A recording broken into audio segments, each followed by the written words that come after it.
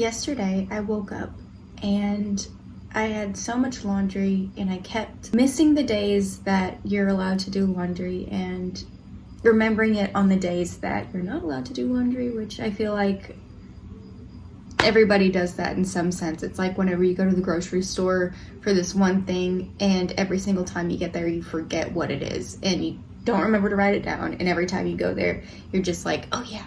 And whenever you get back home, you're like, fuck, I forgot it. It's like that. So the last time TJ and I did laundry, we did it outside and I didn't realize that our washing machine was set on drain still. So all of the water that we were putting in it wasn't staying in the washer. It was actually just piling up in the tube because we didn't let it down.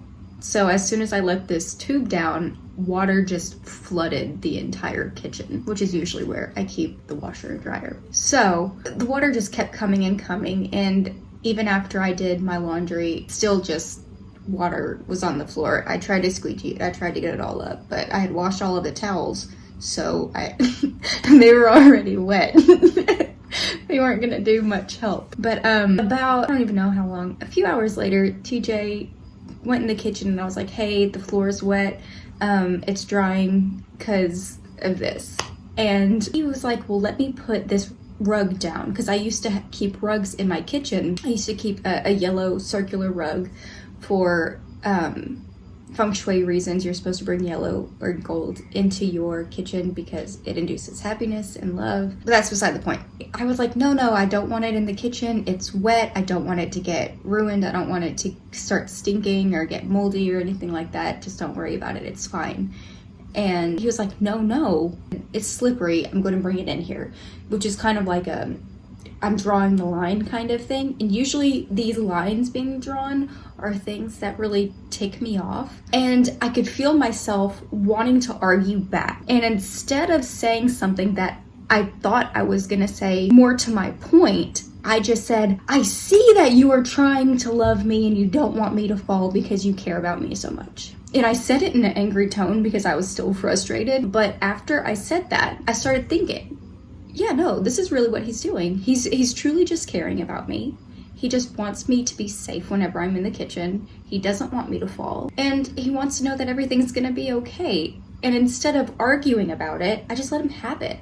And that's not something I'm used to doing. I like to argue. I've grown up always needing my point to be heard. And I feel like this was a huge step for me, because whenever I'm okay with not necessarily being right, and if I'm okay with knowing that he heard my point, he heard that I didn't want it to get ruined or anything like that, he got that. But the bigger picture here wasn't me. The bigger picture was he was legitimately just worried about my safety. And why would I want to argue with that? Safety is important. It's good to feel secure. It's good to feel loved. It's good to feel like you are appreciated.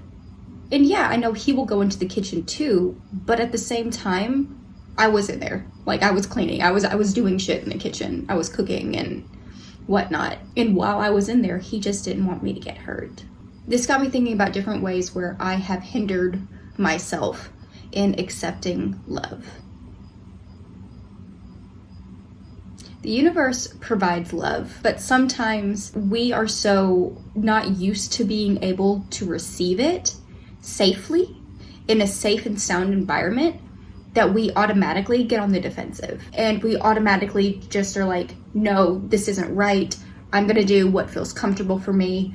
I've got this. I know what I'm doing. I know what I'm talking about. That's where we fuck up. That's where we fuck up.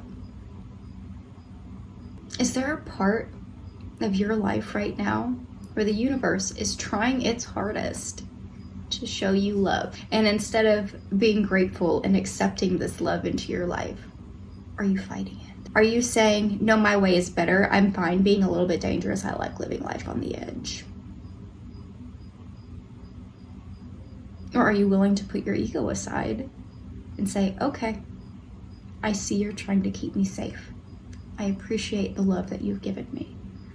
It's taken me almost 32 years to accept love like this. Please don't do the same thing as me.